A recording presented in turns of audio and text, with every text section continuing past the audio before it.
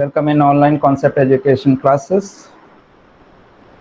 Last lecture में हम लोगों ने ऑसिलेटर के बारे में डिस्कस किया था। डिफरेंट तरीके के ऑसिलेटर्स को डिस्कस कर चुके हैं। आज हम लोग उसी के आगे प्रोसीड करेंगे और फर्दर कुछ नेक्स्ट ऑसिलेटर्स को देखते हैं। इसमें एक नाम हमारा बहुत ही इम्पोर्टेंट नाम आता है ऑसिलेटर्स की श्रृंखला में, जो कि हम लोग बोलते हैं जिसको वेन ब्रिज ऑसिलेटर। तो आज कुछ हमारी जो चर्चा है वो वेन ब्रिज ऑसिलेटर पे ही है।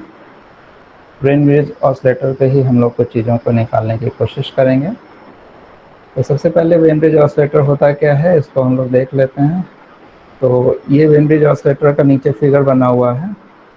तो जैसा इसका नाम है वेन ब्रिज, वेन साहब थे, उन्होंने एक ब्रिज बनाया और ये इटसेल्फ एक ऑसिलेटर है। पहली तो चीज़ आपको ये समझनी है कि ये जो ब्रिज है, ये ब्रिज इटसेल्फ खुद से ही एक ऑसिलेटर है।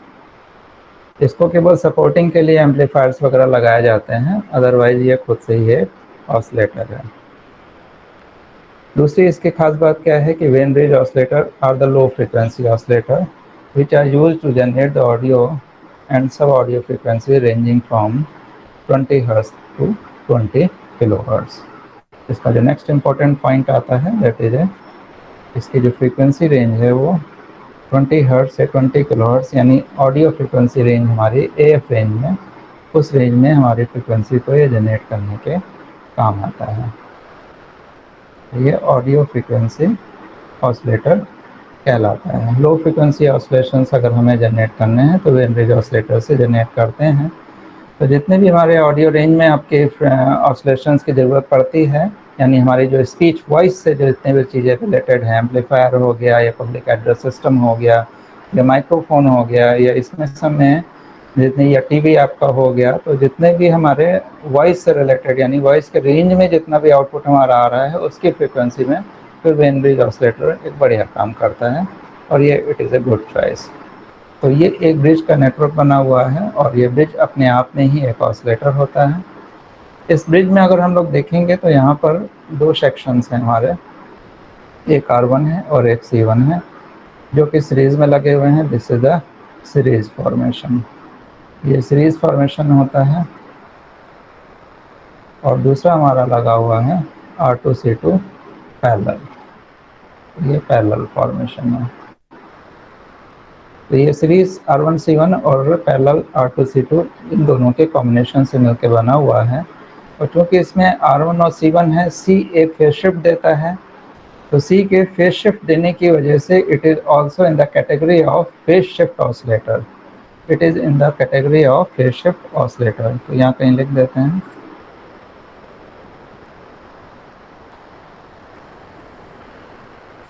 in the category of phase shift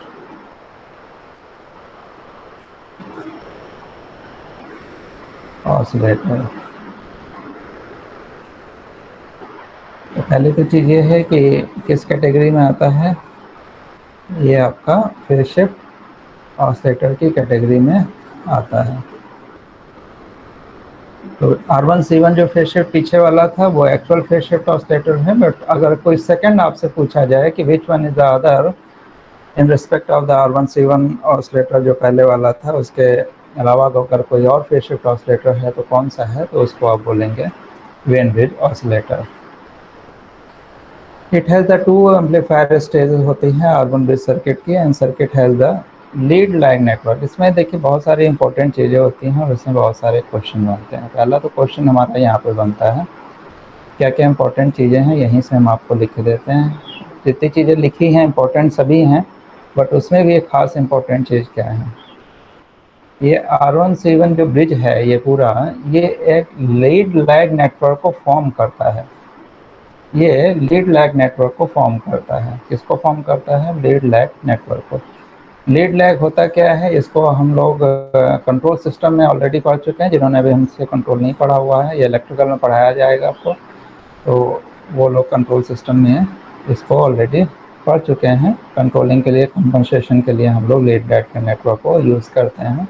इससे हम लोग पोल और ज़ीरो का एडिशन करते हैं। तो ये क्वेश्चन भी काफ़ी पूछा जाता है कि लीड लैग नेटवर्क किस में यूज़ होता है।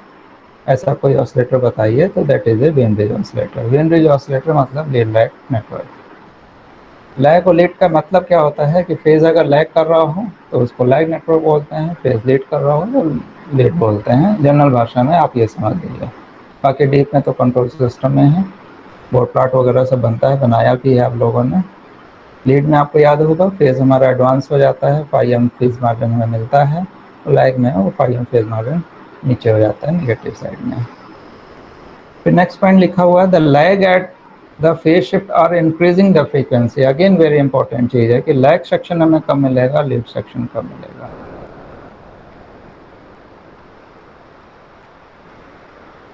जब हम फ्रीक्वेंसी को बढ़ाएंगे, increasing the frequency, the lag section at the phase shift are increasing the frequency. जब फ्रीक्वेंसी को बढ़ाएंगे तो लैग सेक्शन मिलेगा, और जब फ्रीक्वेंसी को डिक्रीज किया जाएगा तो क्या मिलेगा,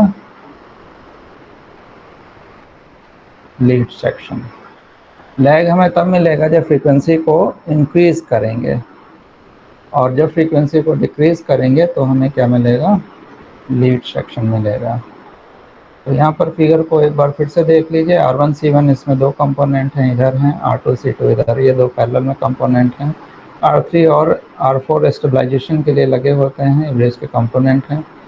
इसमें ये जो ब्रिज बना हुआ है इसी को वेन ब्रिज ऑसिलेटर बोलते हैं। एक्चुअली में ये जो ब्रिज बना हुआ है that is a when bridge oscillator. इसके साथ में हमने कोई एम्पलीफायर नहीं लगाया, कोई चीज़ अभी इसमें नहीं लगाई है, ये इटसेल्फ ही खुद से ही एक ऑसिलेटर है।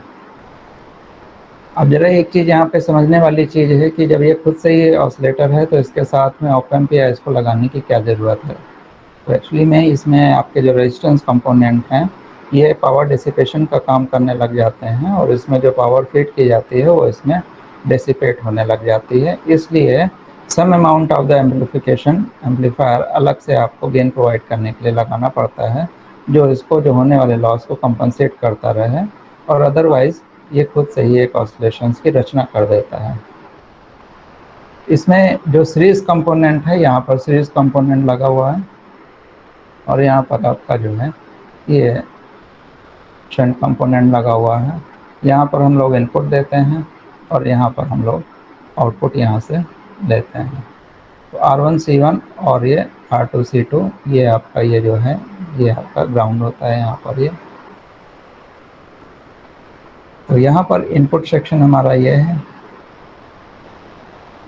और यहाँ से जो हम लोग लेते हैं this is the output section. Ground के बीच में हम लोग आउटपुट लेते हैं। तो ये जो ऊपर वाला सेक्शन है R1 C1 सीरीज सेक्शन, ये कहलाता है हाई पास फिल्टर। और ये जो पैरेलल वाला सेक्शन है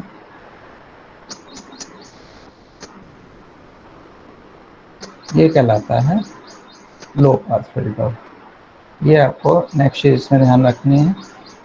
इतने से बोर्ड में बहुत सारी चीज़ें आपको लिखी हुई हैं, कम से कम 4-5 क्वेश्चन यहाँ ऑब्जेक्टिव टाइप के आपके बन गए हैं। ध्यान रखिएगा, इस पर ऑब्जेक्टिव क्वेश्चन बहुत बनाए जाते हैं। वेन ब्रिज ऑसिलेटर पे काफ़ी क्वेश्चन इससे निकल के आते हैं। ये किस रेंज में यूज़ होता है, फ्रीक्वेंसी रेंज इसकी 20 हर्ट्ज से 20 किलो हर्ट्ज होती है, यानी ऑडियो फ्रीक्वेंसी रेंज में या लो फ्रीक्वेंसी रेंज में इसको हम लोग यूज़ करते हैं। ये लीड लैग नेटवर्क की तरह से यूज़ होता है। लैग तब होता है जब फ्रीक्वेंसी इंक्रीज होती है, और लीड कब होता है जब फ्रीक्वेंसी डिक्रीजिंग ऑर्डर में होती है।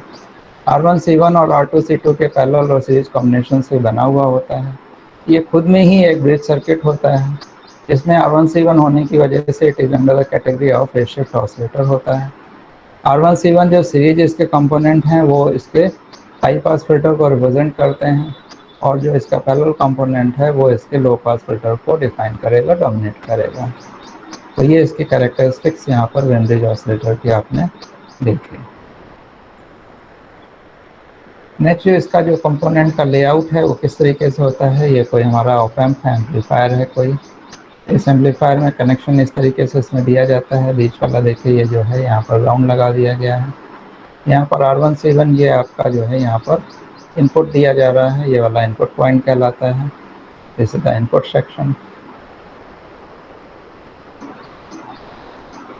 और ये वाला जो है वो आउटपुट सेक्शन है। ये आउटपुट से हमारा ये कनेक्ट है। ये इसका कनेक्शन हो गया।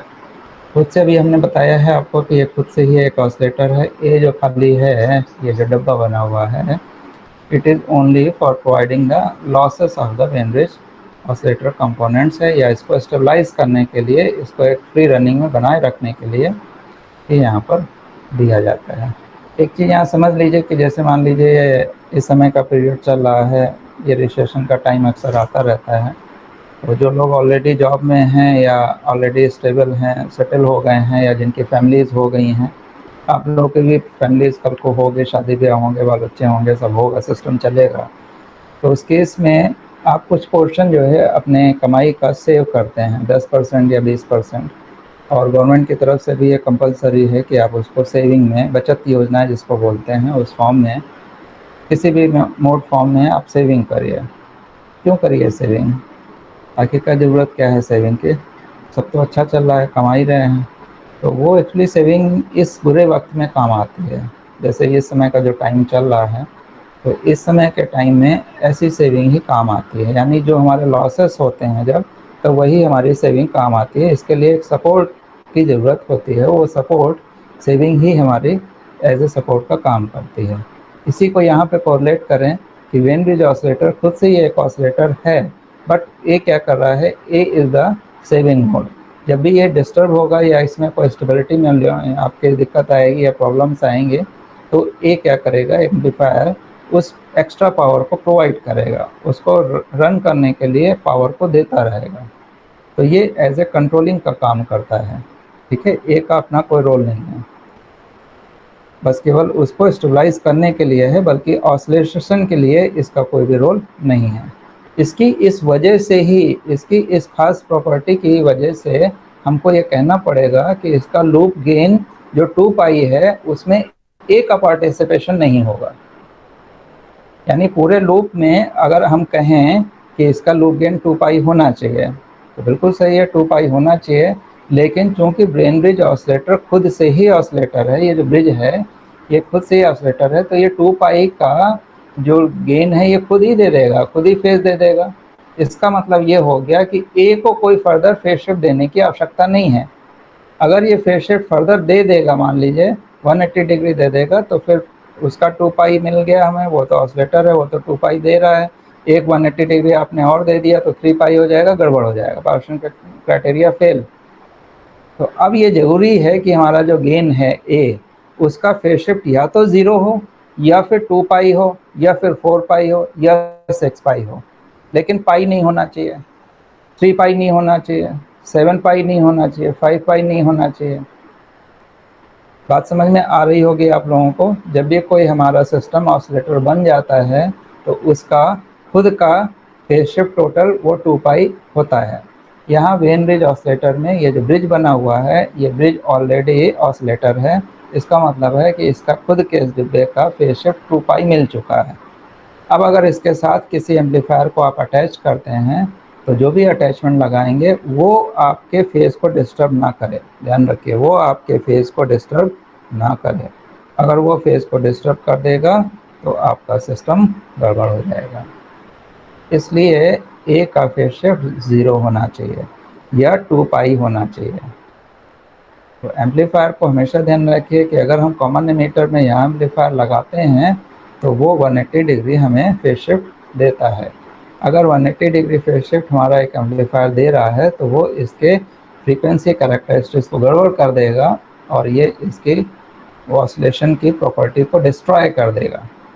इसका मतलब हमें ये है कि अगर हम कॉमन एमीटर में एक ही जगह कोई एम्पलीफायर लगाते हैं, तो उसके फेज को करेक्ट करने के लिए हमें एक और एम्पलीफायर लगाना पड़ेगा, और वो भी सेम कॉमन एमीटर मोड में ही, ताकि उसके आउटपुट को फर्दर वो 180 दे करके टोटल कितना बना दे, 2 पाई कर दे। इसको हम लोग इससे समझ लेते हैं। ये हमारा सर्किट आ गया आपके सामने। अब इस सर्किट में अगर हम लोग देखें, तो यहाँ पर हमारे 2 ट्रांजिस्टर लगे हुए हैं। There are the 2 transistors. पहला ट्रांजिस्टर जो Q1 यहाँ पर काम कर रहा है, ये जो Q1 है, ये एज एम्पलीफायर का काम कर रहा है। अगर ये ब्रिज ना होता, अगर ये खुद से ऑसिलेटर ना होता, तो 180 डिग्री ये Q1 दे देता और 180 इसको देना था, जैसे हम लोगों ने रियल फेज शिफ्ट ऑसिलेटर में देखा, और टोटल फेज शिफ्ट हमारा 2 पाई मिल जाता। बट इन दिस केस हमने ये कहा कि हमारा ये फीडबैक ऑसिलेटर जो है ये खुद से ही ऑसिलेटर है। ऑसिलेटर तो यही है, तो जब ये ऑसिलेटर है, इसका 2 पाई ऑलरेडी फेज शिफ्ट मिल रहा होगा, तो एक्स्ट्रा हमें फेज शिफ्ट देने की ज़रूरत नहीं है। और अगर कहीं से ये ट्रांजिस्टर आप लगाते भी हैं, जो कि लगाना मजबूरी है, जैसे हमने बताया आपको कि सेविंग करना ज़रूरी है ताकि इसके लॉसेस को कंपनसेट किया जा सके, तो एक एम्पलीफायर लगाना पड़ेगा। अगर हमने लगा दिया तो ये इसके फेस को डिस्टर्ब करेगा। इसके लिए यहाँ पर इसके आउटपुट को फिर से हमने एक दूसरे कॉमन एमिटर एम्पलीफायर के साथ अटैच किया, ताकि पाई इसका और पाई इसका और टोटल हमारा फेज शिफ्ट इस नेटवर्क का कितना हो जाए, इस नेटवर्क का फेज शिफ्ट हमारा कितना बन गया, 2 पाई। अब ये 2 पाई हमारा हो गया, इसका मतलब है कि 2 पाई मिलकर के 4 पाई हो जाएगा, जो कि इंटीग्रल मल्टीपल ऑफ 2 पाई है, और वो हमारी उस प्रॉपर्टी को मेंटेन रखेगा। तो यहाँ एक रीजन ये बड़ा साफ है कि आखिरकार 2 ट्रांजिस्टर क्यों लगाए गए। तो 2 ट्रांजिस्टर आपके फेज रिलेशनशिप को एडजस्ट करने के लिए लगाए गए, फेज रिलेशनशिप को एडजस्ट करने के लिए लगाए गए। इतना डिस्कशन जो हमने किया वो केवल इस बात के लिए किया कि why we are using the 2 transistor in the circuit. और फिर पीछे के फिगर में आए, अगर हम केवल ऑप एम्प की बात करें, जैसे ये एक एम्पलीफायर बना दिया, ये ऑप एम्प भी हो सकता है या कोई भी हो सकता है। अगर एक का डिब्बा बना रहे हैं तो यहाँ आपको लिखना पड़ेगा, क्या लिखना पड़ेगा कि phase shift of this block must be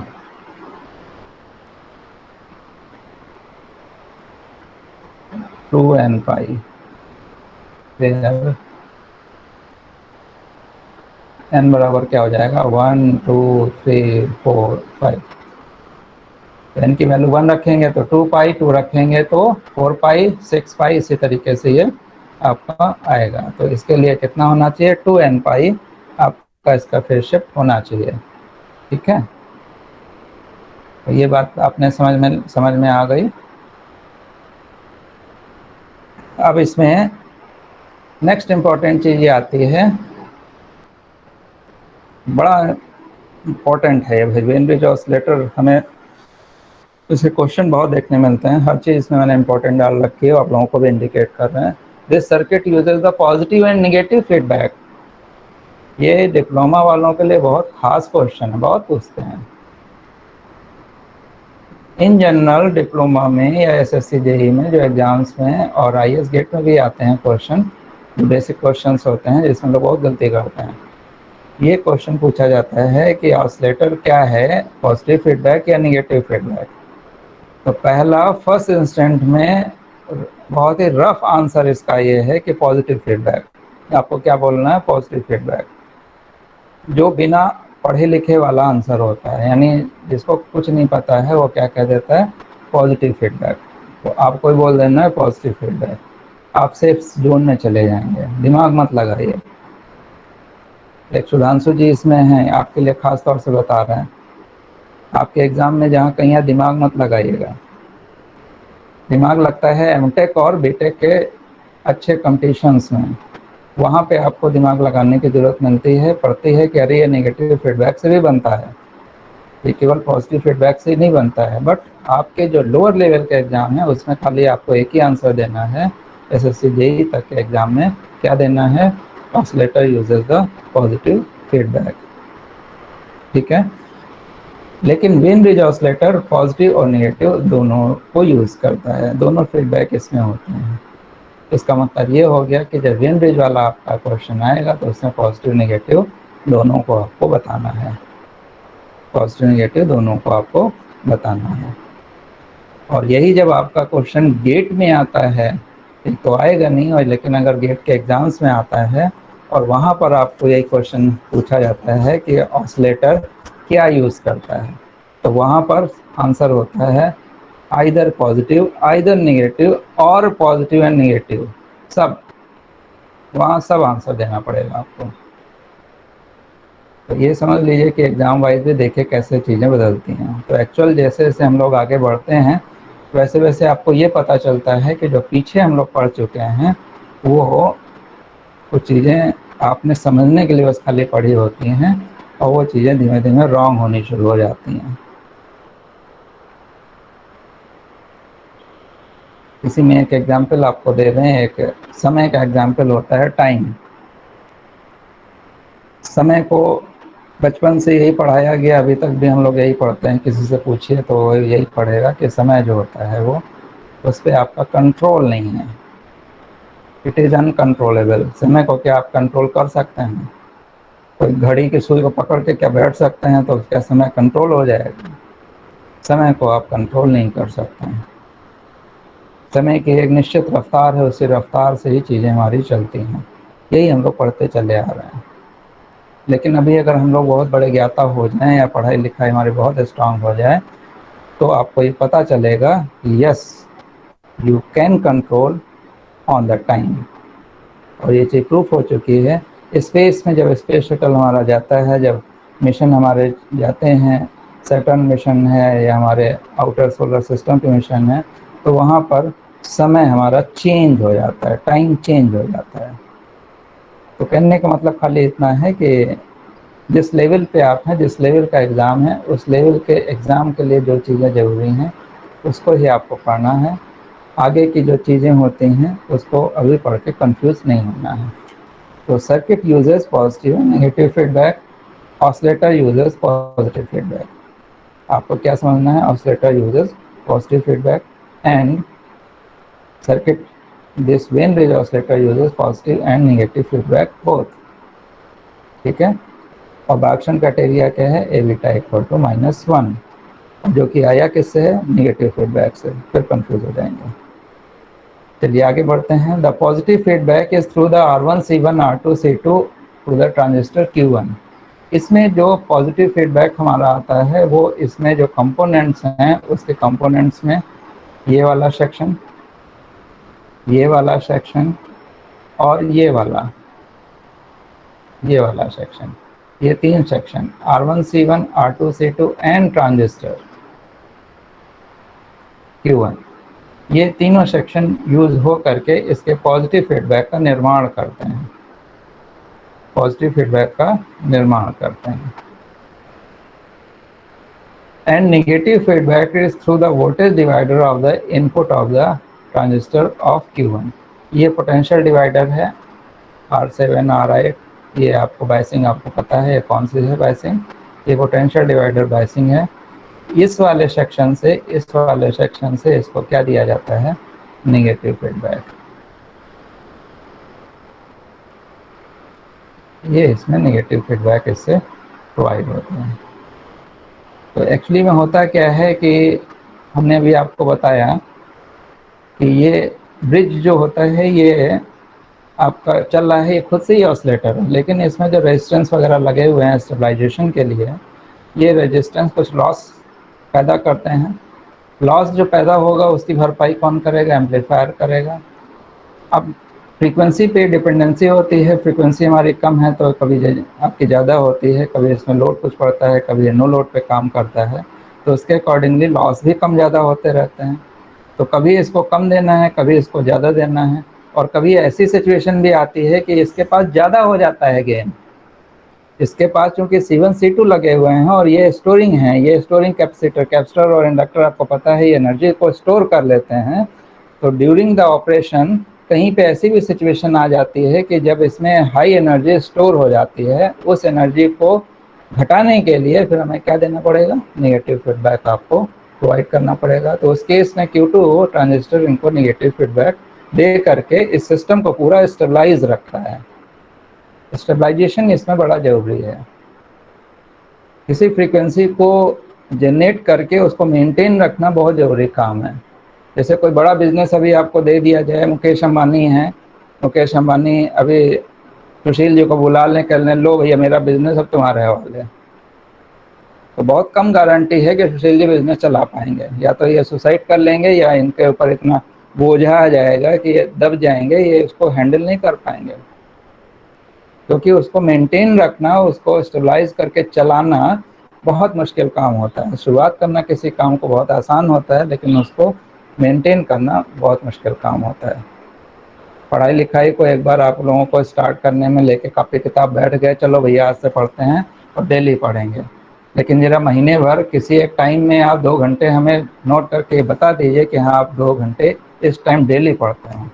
किसी का कोई निश्चित टाइम नहीं होता है, अगर क्लास ना चले तो कोई पढ़ाई लिखाई नहीं करता है। तो मेंटेन करना बहुत ज़रूरी है। उसी ऑसिलेशंस को मेंटेन रखने के लिए Q1 और Q2 ये उसके गेन को पॉजिटिव नेगेटिव जैसी भी ज़रूरत होती है उसको ये देते रहते हैं और उसको एडजस्ट किए रहते हैं ताकि इसका ऑसिलेशन मेंटेन रहे। तो यहाँ पर ये आपने समझ लिया कि पॉजिटिव फीडबैक कौन देगा, R1C1, R2C2 and transistor Q1, और नेगेटिव फीडबैक कौन प्रोवाइड करेगा, पोटेंशियल डिवाइडर या voltage divider of the circuit. ठीक है, इनपुट ऑफ द Q2 है ये, सॉरी यहाँ पे गलत लिख गया है, Q2।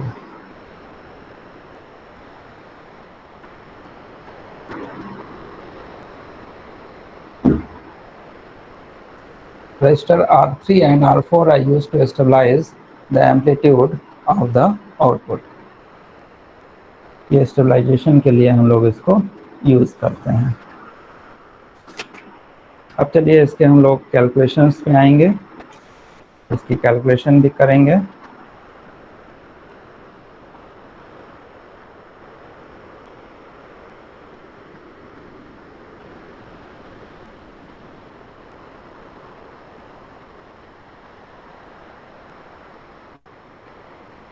कैलकुलेशन के लिए हम लोग यहाँ पर एक ब्रिज बना लीजिए।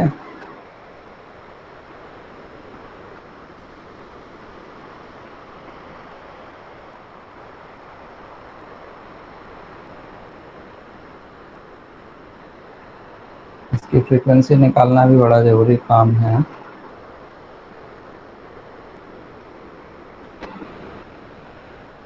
चलिए यहाँ पर हम लोग ब्रिज बना लेते हैं।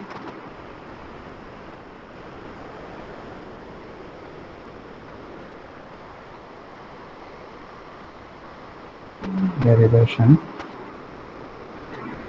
सब लोग अपनी कॉपी और कलम निकाल लीजिए। ऑलरेडी कुछ लोग कर सकते हैं इसको, तो अपना करना स्टार्ट करिए। ये हमारा ब्रिज है, ये इस तरीके से वैल्यू है इसमें।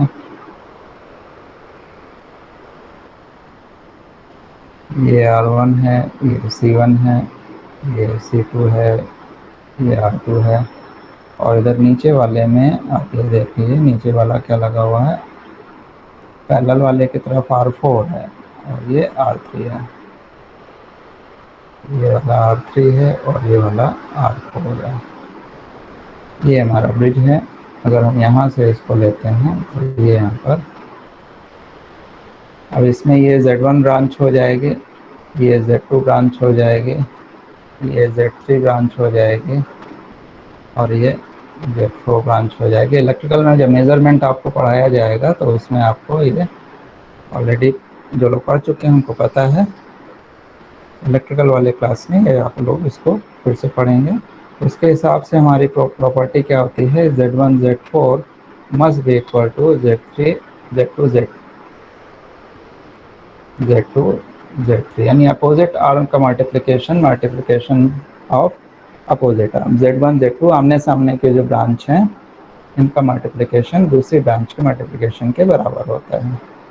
तो Z1 यहाँ पर देख लें तो Z1 हो जाएगा R1 + 1/j ω/C1। Z2 को यहाँ पर देख लें तो Z2 बराबर हो जाएगा 1/j ω/C2 into R2 + 1/j ω/C2। यहाँ पर एलसीएम ले लीजिए तो R2 j ω/C2 R2 + 1,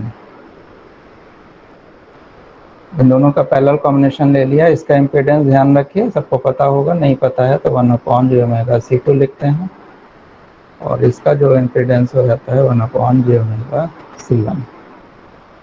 तो यहाँ पर इन दोनों का पैरेलल कॉम्बिनेशन ले लिया आपने तो Z2 ब्रांच ये हो गई Z2 आप Z2 ये हो गई, Z3 क्या हो गया, Z3 बराबर हो गया R3 एंड Z4 बराबर हो गया R4। अब इसमें रख दीजिए, इसको आप इसमें रख दीजिए।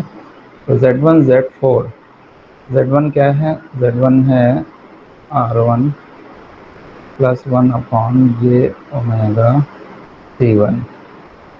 Z4 क्या है R4 बराबर Z2 क्या है R2 जे ओमेगा R2 C2 प्लस 1 पूरे में है, और Z3 क्या है R3। ये वैल्यू आपने रख दी। इसको थोड़ा सा क्रॉस मल्टीप्लाई आपको यहीं पे करना होगा ताकि आप इजी वे से इसको सॉल्व कर सकें। तो R1 j omega C1 plus 1 R4 upon j omega C1 बराबर R2 R3 upon j omega C2 R2 plus 1। इधर लेफ्ट साइड वाले को एलसीएम ले लिया और ये हमारा बन गया। अब इसको क्रॉस मल्टीप्लाई कर दीजिए।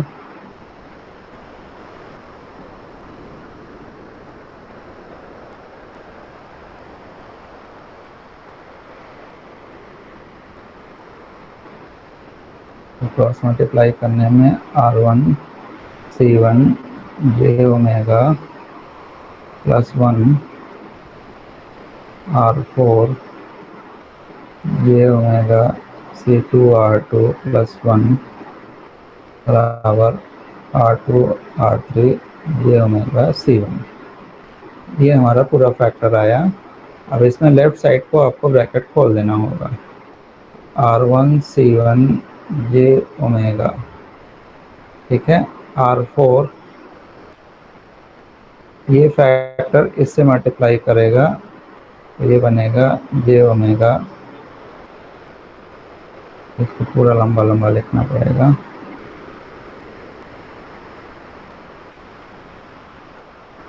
R1 C1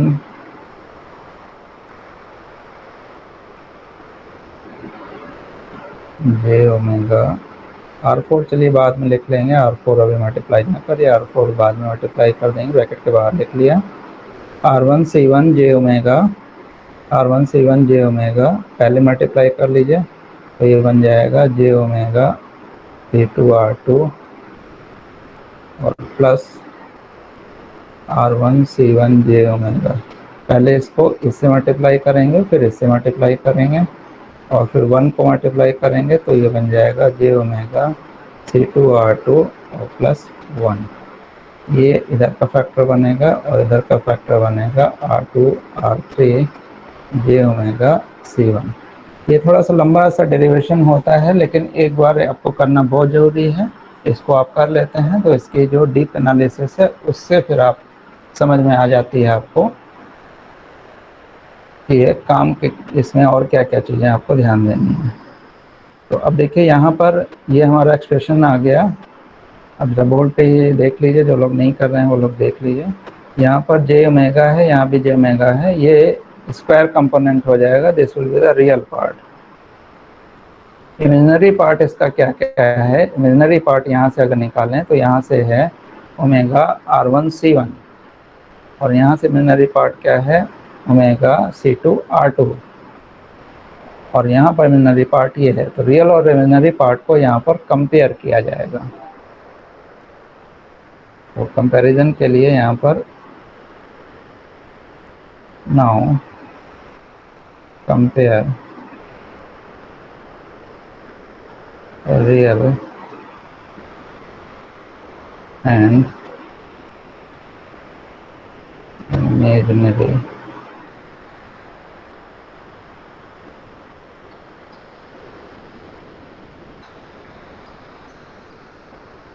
of left hand side and right hand side। तो यहाँ पर जब आप कंपेयर करेंगे तो R4, पहले रियल पार्ट को चलिए ले लेते हैं। रियल पार्ट में क्या है, R4 ब्रैकेट में है। और अब यहाँ वापस देख लीजिए क्या क्या है।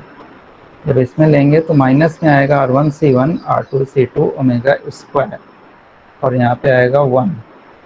तो यहाँ जो आपका आ रहा है, ये आ रहा है R4 के साथ में माइनस में omega square R1C1 R2C2 plus 1, और राइट साइड में कोई भी नहीं है। ये लेफ्ट हैंड साइड है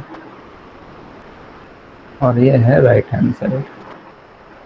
तो राइट हैंड साइड के रियल पार्ट और इमेजिनरी पार्ट में इतना आ रहा है। अब यहाँ से जब हम लोग यहाँ पे इसको सॉल्व करते हैं तो ये आपका आ जाएगा माइनस R4 ज़ीरो हो जाएगा, तो omega square R1C1 R2C2 plus 1 बराबर 0, या ओमेगा स्क्वायर बराबर 1 उधर चला जाएगा, माइनस माइनस कट जाएगा, यानी 1 अपॉन R1C1 R2C2। इसका मतलब हो गया ओमेगा बराबर 1 upon under root R1C1 R2C2। ये हो जाएगा, या फ्रीक्वेंसी बराबर, अब इस फ्रीक्वेंसी को रिजोनेंस फ्रीक्वेंसी या फ्रीक्वेंसी ऑफ ऑपरेशन या ऑसिलेटर फ्रीक्वेंसी कह सकते हैं। FO लिख दीजिए यहाँ पे, इसको FO जो इसकी फ्रीक्वेंसी आ जाएगी वो 1 अपॉन 2 पाई R1C1 R2C2, ये हमारी वैल्यू आ गई। यही हमें डेरिवेशन करना था, first part of the derivation यही है।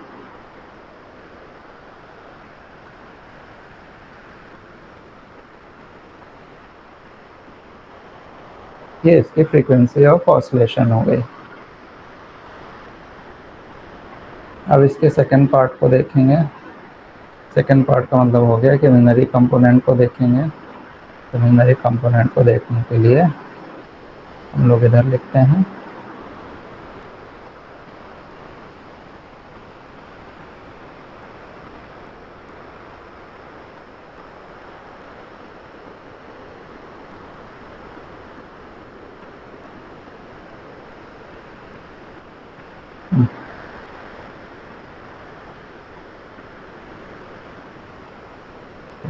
देते हैं।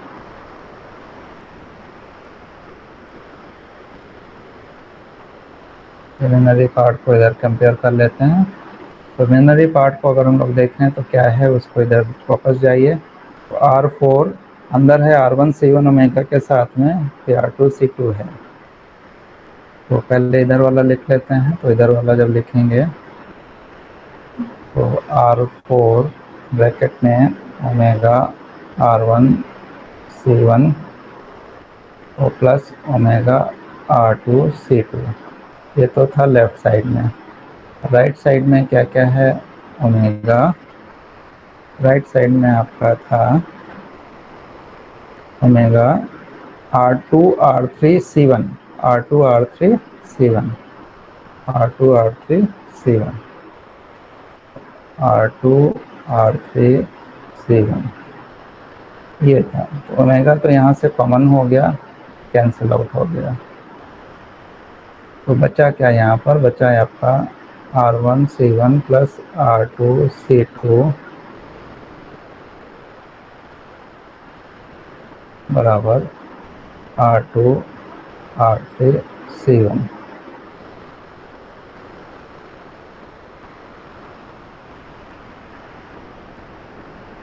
ये बचा। अब यहाँ पर इसको हम लोग क्या करते हैं, एक इक्वेशन बनाई जाती है यहाँ पर। R4 कहाँ चला गया, अच्छा R4 तो ये है, R4 आ जाएगा इसके नीचे। अब यहाँ पर R3 अपॉन R4 को एक तरफ कर लीजिए। R3 अपॉन R4 देखिए क्या कर रहे हैं, इस वाले फैक्टर को उठा के एक तरफ कर लीजिए और बाकी फैक्टर इधर डिवाइड कर दीजिए। R1C1 अपॉन R2C1 से डिवाइड कर दिया।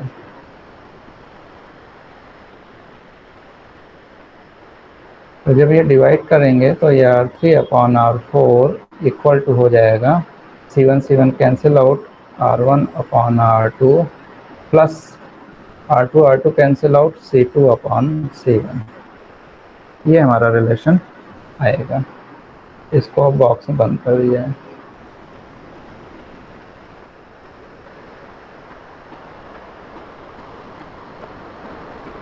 यहाँ ये relation it is a very important relation. ये बहुत इंपॉर्टेंट रिलेशन है। क्यों इंपॉर्टेंट रिलेशन है इसको ज़रा समझने की कोशिश करिए। ये कंडीशन जब तक फुलफिल नहीं होगी तब तक ये फ्रीक्वेंसी नहीं आएगी। R3/R4 must be equal to R1/R2 plus C2/C1। अब इसी में क्या करिए कि लेट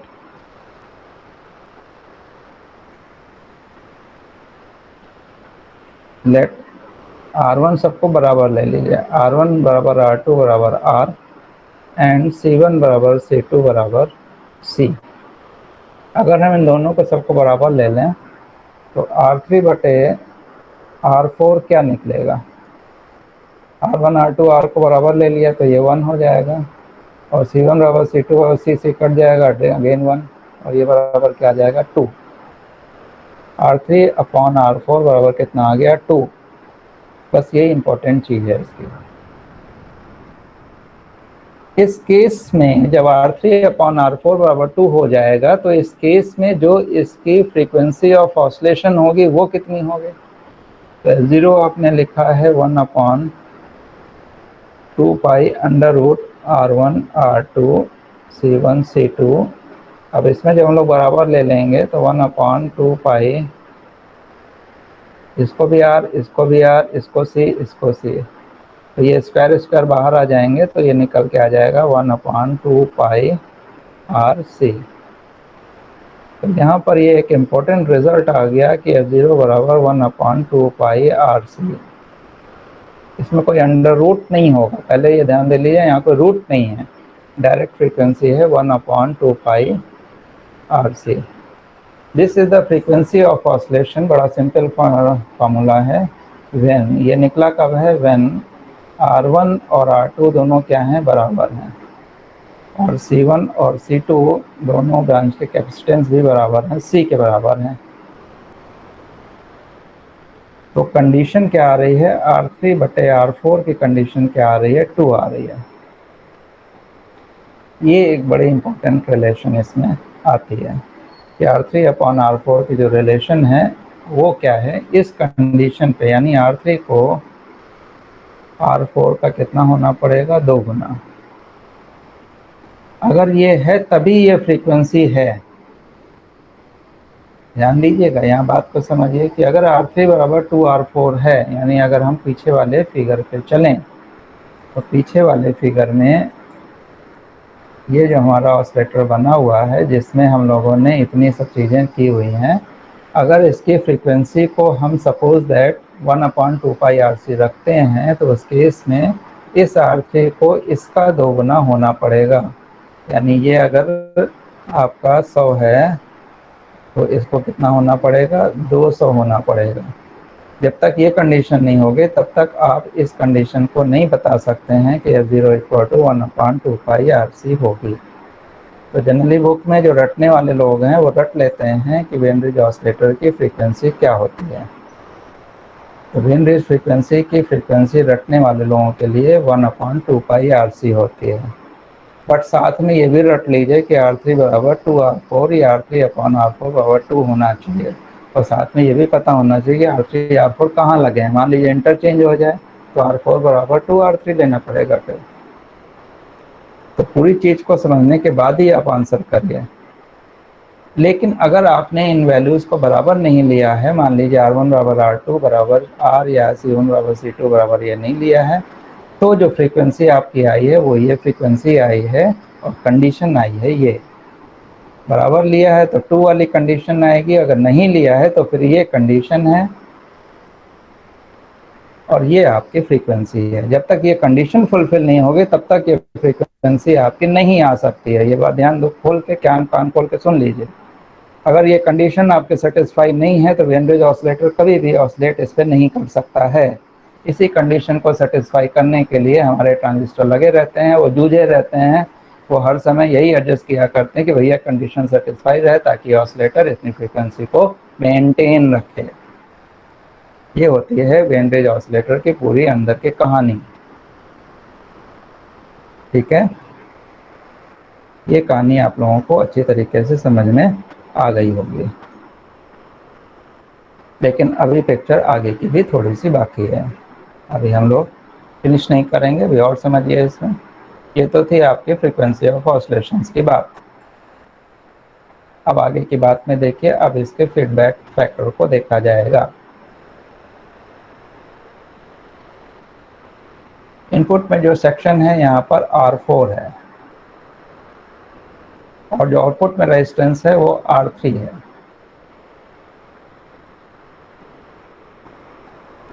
आउटपुट में रेजिस्टेंस हमारा R3 है और यहाँ पर R4।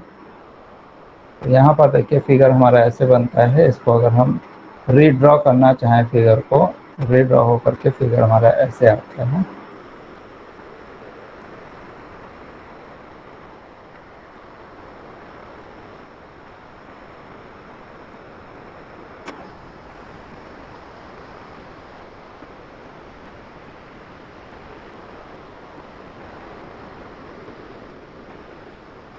पहले तो ये देख लीजिए R3/R4 हमने क्या लिखा, 2 लिखा।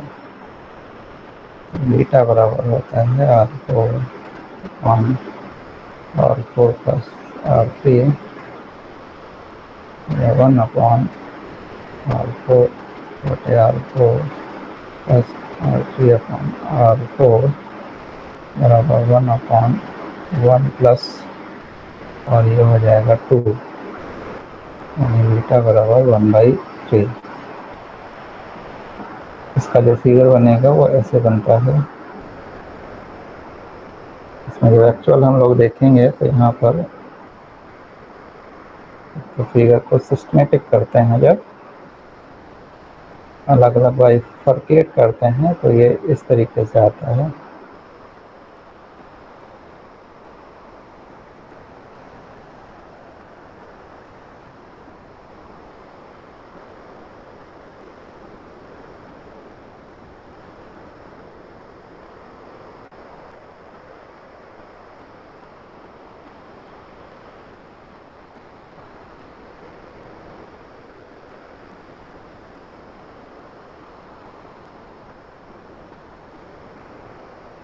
ये फिगर हमारा आता है।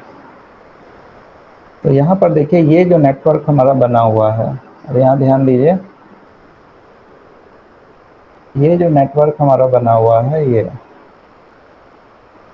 नेटवर्क होता है फीडबैक नेटवर्क। ये फीडबैक प्रोवाइड करता है।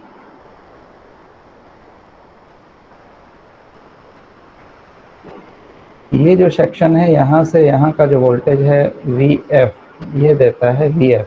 ये इनपुट में जा रहा है, आपको पता होगा कि ये इनपुट सेक्शन में जा रहा है, तो ये VF है। और सैंपल क्या हो रहा है, V0। तो यहाँ से यहाँ तक का ये वोल्टेज क्या है, V0 है, ग्राउंड के रेस्पेक्ट में होता है, ये V0 है।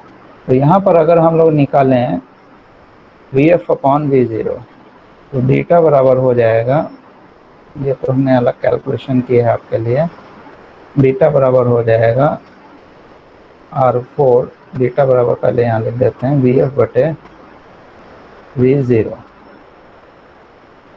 अब VF बराबर होगा क्या, पोटेंशियल डिवीजन लगा दिए, दिस विल बी, ये इसके लिए इनपुट का काम करेगा यहाँ पर फीडबैक नेटवर्क के लिए, दिस इज आउटपुट सेक्शन। तो VF=V0 R4/R4 प्लस R3। इसका मतलब ये हुआ कि VF/V0 बराबर बीटा बराबर क्या निकल के आ गया, R4/R4 प्लस R3, ये निकल के आ गया। इसी इक्वेशन को हम लोगों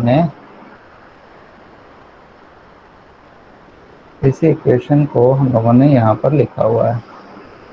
यहाँ पर देखिए यही वाली इक्वेशन यहाँ लिखी हुई है कि बीटा बराबर क्या होता है, R4/R4 प्लस R3। इसको R4 को डिवाइड कर दिया तो नीचे 1 हो जाए, ये ऊपर 1 हो जाएगा, नीचे भी 1 ये फैक्टर आ जाएगा, यहाँ R3/R4 हो जाएगा। तो 1/1 + 2 R3/R4 की वैल्यू रख दी तो बीटा बराबर 1/3। इस कंडीशन पे हमारा बीटा बराबर कितना आ गया, 1/3। तो अब ये बीटा हमारा निकल आया। अब इसका मतलब है कि ए बीटा को क्या होना चाहिए, ए बीटा को 1 होना चाहिए। तो बीटा की यहाँ वैल्यू रख दीजिए, तो ए की वैल्यू कितनी हो जाएगी, 3। ए की वैल्यू कितनी आ जाएगी, 3।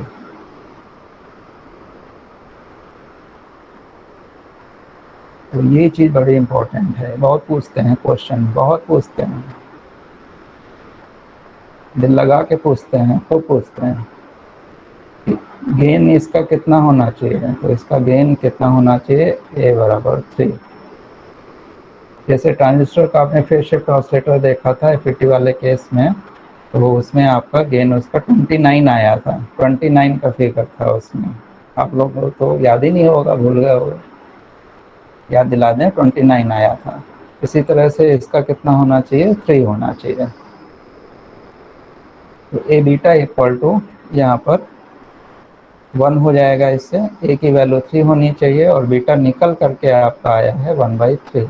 तो कैलकुलेट आप यहाँ पर बीटा करते हैं और ए निकल करके आता है, ठीक है। तो ये इसकी कंडीशन हो गई। तो यहाँ पर बहुत सारी कंडीशन निकल करके अब आपके सामने आ चुकी हैं।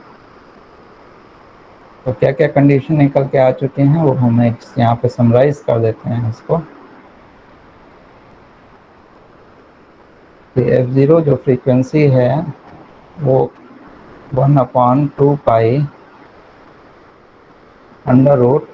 √R1C1 R2C2 ये होती है, जबकि R3/R4 बराबर क्या होना चाहिए, क्या था जो हम लोगों के निकल के आई थी वही आपको लिखना है। ये कंडीशन आपकी थी R1/R2 + C2/C1। इससे बड़ा कंफ्यूजन होता है, R1/R2 + C2/C1।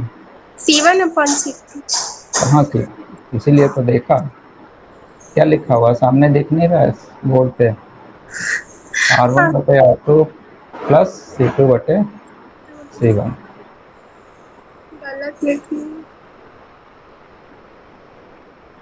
आप लोगों को भरोसा थोड़ी ना करना चाहिए। R1/R2 + C2/C1 जो निकल के आया है वही रखना है। इसमें जो लोग अब यहाँ बीटेक वाले नहीं हो, नहीं तो बीटेक में जब हम लोग पढ़ाते हैं ईएस और गेट के लिए जब हम पढ़ाते हैं तो वहाँ पर यही वैल्यू हम लोग चेंज कर देते हैं, उन्हीं वैल्यू को चेंज करके कंडीशन निकलवाई जाती है कि अगर ये बराबर ना हो तो इस डिफरेंट वैल्यू से बताइए फ्रीक्वेंसी क्या होगी और ये कंडीशन क्या होनी चाहिए। तो वहाँ जिसने C1 C2 याद कर रखा है, C1/C2, वो तो गया। लेकिन यहाँ पर आप लोगों के लिए पर कोई बात नहीं, चलेगा सब। इस कंडीशन की फ्रीक्वेंसी पे ये कंडीशन है। फिर हमने पढ़ा कि अगर हम इसको बराबर रख दें, यानी 1/2π RC ले लें खाली बराबर रखने पे, तो कंडीशन R3/R4 बराबर क्या आ जाएगी, 2 आ जाएगी। और इस कंडीशन पे ही, इसकी विशेष कंडीशन पे, इस कंडीशन की बात हो रही है कि बीटा बराबर क्या होता है, 1/3 होता है और इससे ए बराबर क्या आ जाएगा, 3 आ जाएगा। और अगर आपने ये कंडीशन ये वाली नहीं रखी है, इस फ्रीक्वेंसी से आप निकाल लें, यानी आपका ये कंडीशन, इसमें कंडीशन क्या थी, R1 बराबर R2 बराबर R, यानी दोनों रेजिस्टेंस को बराबर कर दिया, C1 बराबर C2 बराबर C। अगर ये कंडीशन आपकी नहीं है, कुछ और वैल्यूज़ हैं बराबर नहीं है, तो फिर इस फार्मूले का, ऊपर वाले फार्मूले का यूज़ करेंगे और तब उसमें आप बीटा निकालेंगे। तो बीटा बराबर क्या था, R4 +